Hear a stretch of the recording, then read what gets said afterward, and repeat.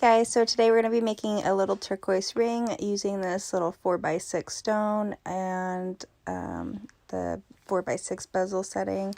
Here I am just wrapping the wire around the mandrel to get the size of the ring. The wire is also a 14 gauge wire, and I'm not being too specific about the size with this because it's not going to be for me, it's going to be for whoever buys it. But if you were trying to get a specific size, you could wrap it around the mandrel and I would make it a little bit smaller, like maybe half a size or a size smaller, because you can hammer it to make it bigger. So I just wrapped it around to get a round shape basically, but if you wanted a specific size, you just want to wrap it around the mandrel. And then I'm snipping it with some snips. This wire was a little on the tough side, so you can heat it up and that will make it softer and more malleable to work with. And then I'm taking some pliers here and just making sure those two cut ends meet up so I can solder them together. I try to avoid having a little space between them just so it's easier to make it the right size, and it also doesn't have a little sharp edge where people can cut themselves as much. Makes it easier to clean it up at that bottom meeting point also. This here is just borax and water. Change the view for you guys so it's a little bit closer.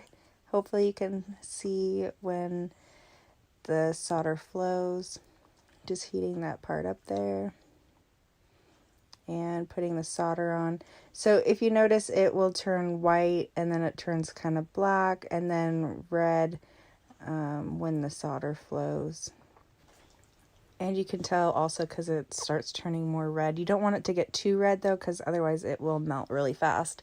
And it's really, really easy to melt these pre-made little bezels. And then I'm just quenching it there and drying it off so that way I can touch it. It is best to let it sit in that pH down, and I did do that for a little bit. And what that does is gets that flux off of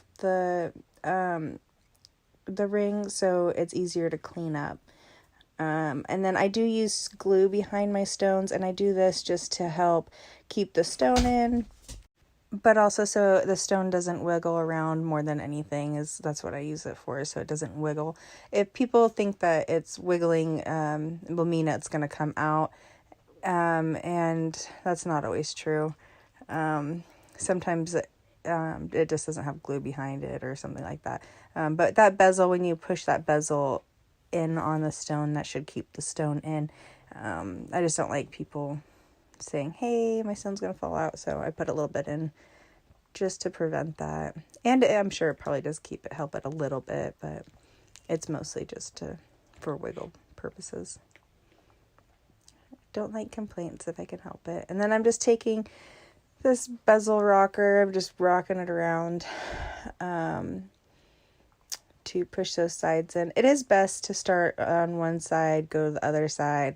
I didn't do that here because I just didn't really push too hard, and then I pushed harder when I went back around. And then I'm sanding down that little spot where the ring meets right there that I was talking about. That does can scratch you if you don't. So it is very important to check it and make sure that it's not scratchy or sharp. And if it is sharp, to sand that down so you don't hurt yourself or someone else. And just keep checking it, making sure that it's not going to hurt anyone.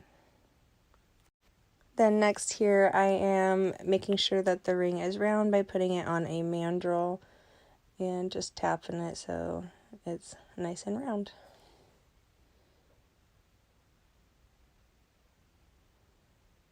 The nice thing about doing a voiceover is you guys don't have to hear the hammer noises. Then after that, just take that off, and then I'm going to polish it using Fabuluster, which is a polishing compound. And this is just a polishing little buffing pad that is used to polish. I need to get more too. I just realized today that I think that's my last one, which is not good. I do have other ways of cleaning jewelry, but this is kind of my go-to. I do usually use a tumbler to clean jewelry. I don't usually hand do it, especially rings like this. I put it in a tumbler with stainless steel shot and dish soap, and that dish soap, helps kind of lubricate it as it goes around and cleans it. That is a lot easier way of cleaning the jewelry. I did it this way just for video purposes, really, to show you guys how to do it, because I'm sure most of you don't have a tumbler with stainless steel shot. But if you plan on doing a lot of jewelry, I would invest in one, because it is a lot easier to make a higher quantity of jewelry without having to actually sit and clean every single piece. But if you're just planning on doing it as a little hobby here and there, this is a good way of doing it also, with less of an investment. And with that kind of drill too, it is important not to press too hard, because it will turn off.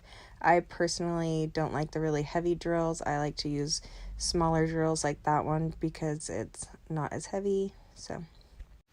And here we have the finished product, a cute little turquoise ring that's super comfortable to wear.